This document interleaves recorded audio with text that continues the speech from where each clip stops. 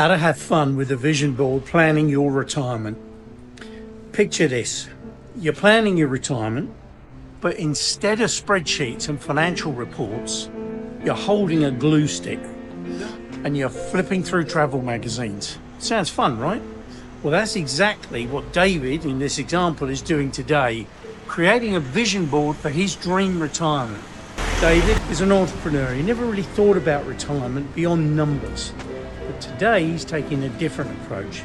He starts cutting out pictures, crystal clear beaches, an open golf course, a cosy cottage in the countryside.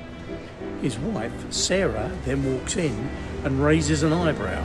What's all this? David responds with "my future." Turns out it looks a lot like a beach and maybe a vineyard. Sarah responds, "Well, don't forget space for the grandchildren." David adds a picture of a big family dinner table.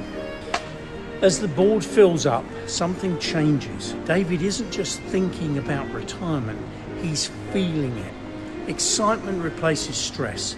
He starts adding wild ideas, a painting class, a motorbike trip, even, wait for it, a salsa dancing class. Well, Sarah, she's in shock. You dancing? But David, he's all in. When the board is done, David steps back and smiles.